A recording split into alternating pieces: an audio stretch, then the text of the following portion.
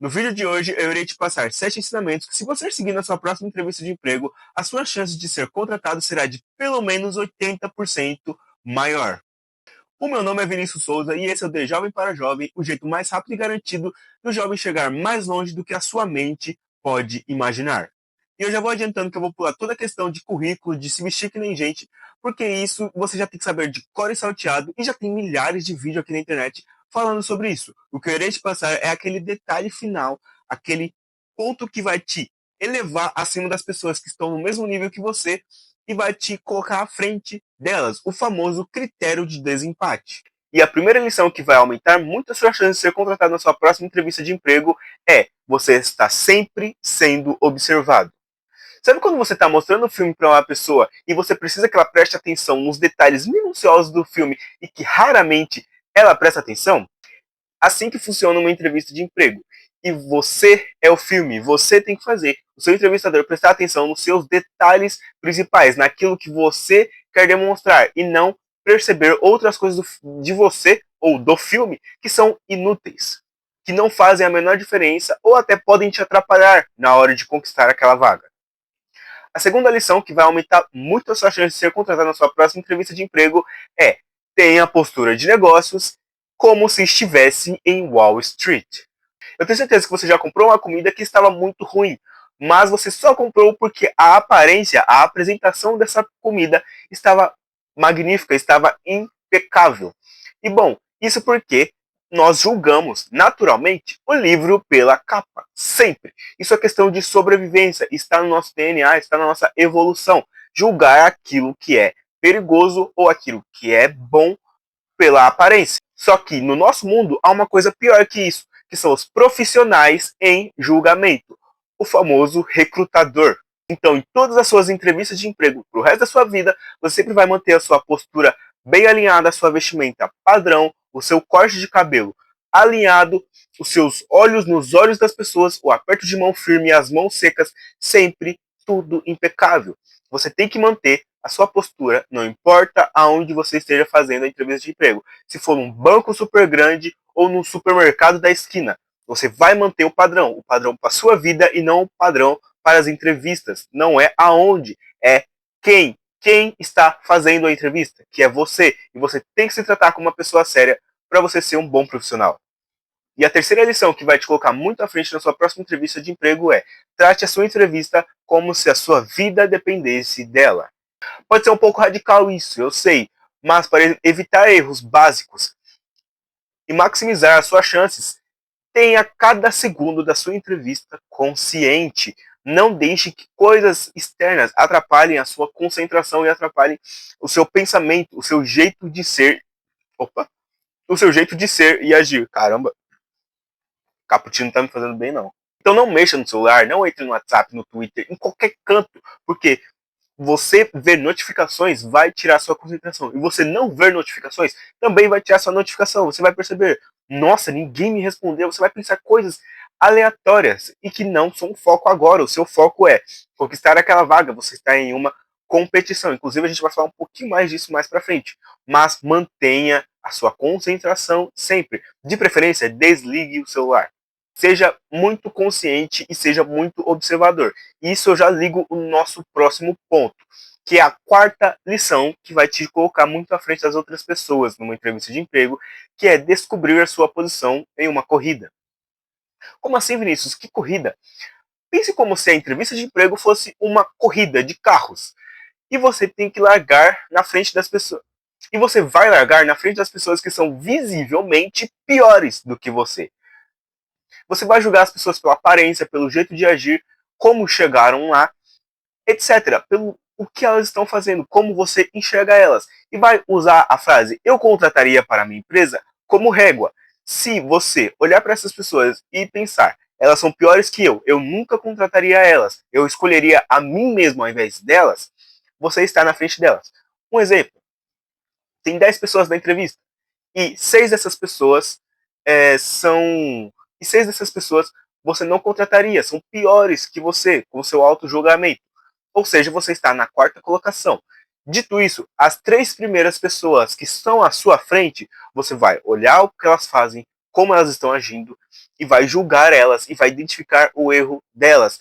Por que isso? Porque isso você vai trabalhar na sua mente e perceber que elas também são falhas, elas também erram. Isso é muito importante para a sua mente e para a maneira que você vai agir. Você vai tentar minimizar os seus erros. Isso funciona muito bem para entrevistas individuais, porque normalmente você vê seus concorrentes. Entrevistas em grupo também é muito bem colocado, mas isso também serve para outras áreas da sua vida, como no ambiente de trabalho por si só, e também para na hora de conquistar alguém, aquela pessoa que tem um monte de contato, mas você quer conquistar ela. E a quinta lição que vai aumentar muito a sua chance de ser contratado na sua próxima entrevista é: seja o primeiro ou o último. Quem será contratado provavelmente não será o melhor profissional, e sim quem mais chamou a atenção positiva. E a melhor maneira de você chamar a atenção, de você ser visto, é você ser o primeiro ou o último. Porque quando nós estamos fazendo algo, os nossos momentos de maiores motivações, de maior energia para fazer aquilo, é quando nós começamos ou iniciamos. Temos mais energia quando começamos, porque nós estamos fazendo aquilo pela primeira vez, nós estamos iniciando. E normalmente a gente está motivado, a gente tem uma motivação para estar fazendo aquilo naquela hora. Então a gente já está ali na vontade. Agora, quando nós estamos no meio, a gente já está desgastado, a gente já não quer mais fazer aquilo. E isso liga em ser o último. Porque quando a gente chega no final, a gente quer dar aquele gás final, quer dar aquele checkmate, fechar com chave de ouro. Então a gente presta mais atenção, olha com mais calma, porque é o último, tá acabando. Depois daquilo já era. E isso funciona na cabeça de todo mundo, independente se a pessoa é profissional em julgamento ou não. Então você vai usar esse fator a favor de você e vai ser o primeiro. Se você tiver a oportunidade, você será o primeiro, ou, se não conseguir, o último.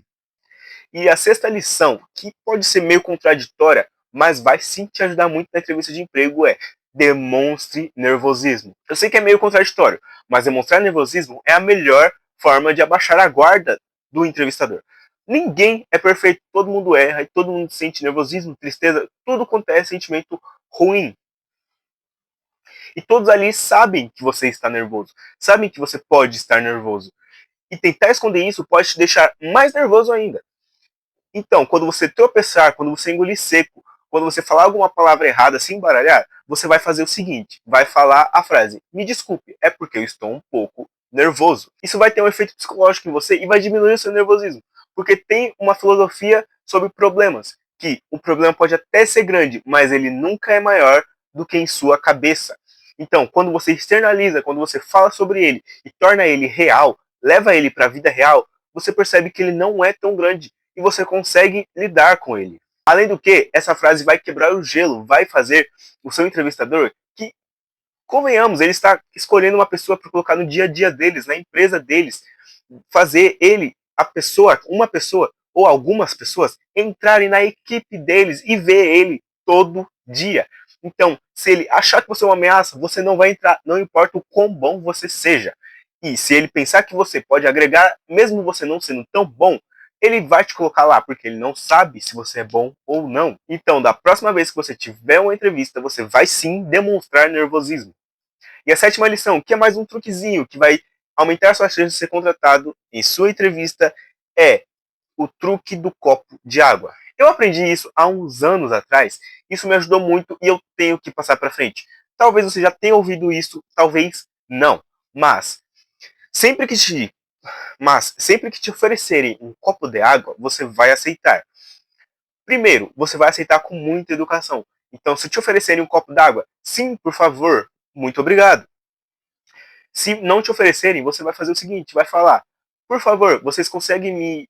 Por favor, vocês têm um copo de água? Por favor, eu posso ter um copo de água? Posso tomar um pouco de água? Enfim, você escolhe e você vai sempre agradecer. Muito obrigado. Isso demonstra educação e isso traz uma visão muito positiva das pessoas para você. E o copo d'água pode servir para você diminuir o nervosismo, você hidratar a boca, que pode estar ressecada pelo tanto que você falou, ou porque você vai falar e você acaba ficando nervoso, começa a engolir seco, vai te ajudar nisso, vai hidratar os seus lábios. E você também pode fazer uma pausa dramática ou uma pausa estratégica. É como se te fizesse uma pergunta difícil e você tem que pensar. Por exemplo, quando a gente tem que mentir. Eu tenho certeza que você já viu aquele corte, acho que foi do Flow Podcast, que o entrevistado lá, ele fala acho que pro Igor falar o nome dele. E depois ele fala pro Igor falar o nome dele, sem ser o nome dele. Ou seja, mentir. E o Igor fica meio. É isso, porque você tem que pensar quando você quer inventar algo, ou quando você quer mentir, ou quando uma pergunta é difícil. Por exemplo, quando você tem que fazer um cálculo, você não consegue falar 53 vezes 44 e dar o X na hora. Não, você tem que pensar, tem que calcular. E por isso, o tempo que você pega um copo, vira no rosto, engole, é o tempo suficiente para você pensar na sua resposta. Além do mais, tem um fator psicológico que acontece com a gente que quando a gente fica envergonhado, a gente quer o quê? Esconder o nosso rosto, a gente quer enfiar a nossa cabeça embaixo da terra. E quando as pessoas normalmente são perguntadas coisas que deixam ela com vergonha ou fazem ela sentir vergonha, o que elas fazem? Elas passam a mão na boca, coçam o nariz, coçam a sobrancelha. Para quê? Para esconder o rosto. Nós ficamos envergonhados e a gente quer se esconder. E isso é muito perceptível para pessoas que são treinadas e fazem isso o dia inteiro. E muitas vezes elas te fazem passar vergonha para ver como vai ser a sua reação. E um copo vai te ajudar muito nisso. Por quê? Você vai sentir a vergonha. Você vai pegar o copo d'água e vai esconder parte do seu rosto. E quando você voltar, vai ter dado tempo suficiente para você respirar, recuperar sua energia, recuperar sua confiança e voltar como a pessoa mais confiante do mundo, responder a pergunta ou comentar sobre o que estavam falando, sem parecer que você está envergonhado. E agora uma dica extra. Aqueles que são inscritos no The Jovem para Jovem não só sabem como se comportar numa entrevista, mas também numa área de trabalho, sabem o que estudar e como estudar, se desenvolver, como a sua aparência faz total diferença. Enfim, vários fatores.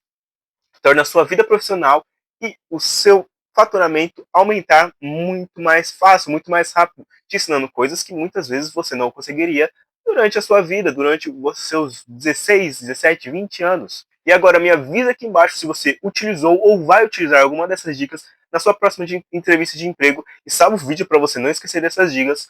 Muito obrigado e até a próxima.